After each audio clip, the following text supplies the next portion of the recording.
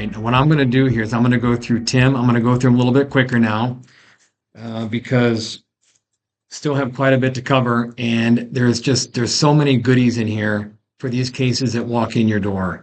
Okay, this is a tough one, and I have a tough time sharing this one because this gentleman, he's a veteran and little PTSD, grinding, bruxing, wearing his teeth out. To coin some terms I've seen, this was his second dentition. His first were the teeth he was born with and grew up with, and then he has his second. Then he has his third, and when he got to this point, he's just done. Doesn't want to do anymore. So, not really a revision, but I'm telling you his story. So, in the interest of saving bone, which is we promoted as much as possible, FP1 whenever possible. We went through an FP1 surgery. Dr. Castedo did a beautiful job. Even used these vertical suturing techniques. In the bottom right, pull the tissue, allow it to grow into place, allow the bone to backfill from the grafting. Just beautiful. Okay, so here we are at the fourth dentition, which is an FP1. We preserved the bone. We have nice crown and bridge, nice symmetry. Everything's going good. Patient's having a good time.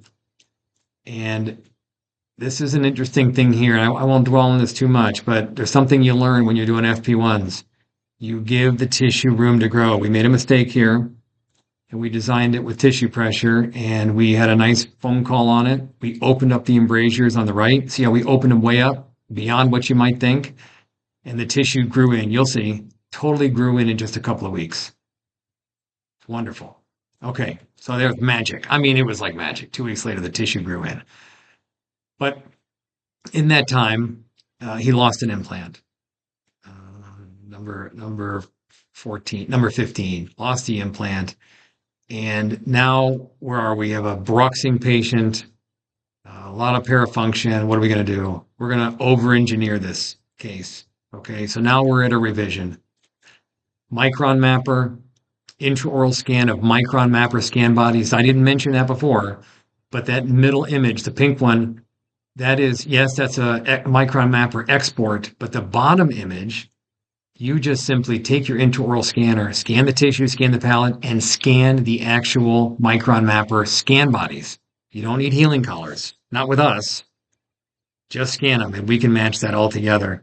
Upper, lower, left there, upper, lower bite, scan the tissue, right? Scan the tissue.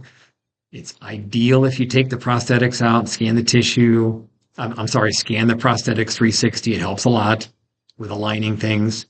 And then take a CT scan with the micron mapper scan bodies in the mouth. I don't have a very good CT of that, but take the CT with the micron mapper scan bodies in there. They're peak.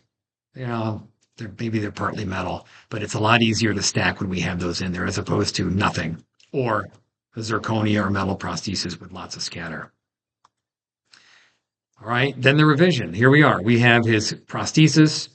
We have, for alignment, for planning, we are going to add a couple of pterygoids. We're going to replace that that implant that failed. Okay, and this is what we're seeing on the screen. We're planning, we're making the guide. We know where the other implants are. Again, we have limited real estate, but here's the other key thing that we're going to talk about. And that is why we want to make a guide with that prosthesis out of the mouth. There's the guide, vortex screw retained, could not be more solid in the mouth. All right, let's go through the surgery. Simple stuff. Screw it down, put it in, and there you go. What a beautiful case. Beautiful. Over-engineered for a parafunctional patient.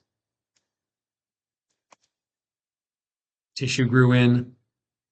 He's just in great shape. Very happy. Couldn't be happier.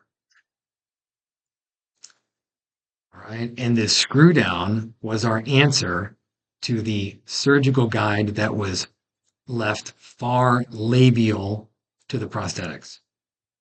Right? Because of the draw, because the path of insertion in the draw and the position of the teeth. So instead, eliminate that obstacle and just screw it down to the screw it right down to the MUAs. Okay, fixed to fixed. This is a screw down style, right? So now we've come full, not circle, with straight line. As we go through all these cases, we've been learning what is the best way to put these prosthetics, put these pin guides in to dial in the accuracy.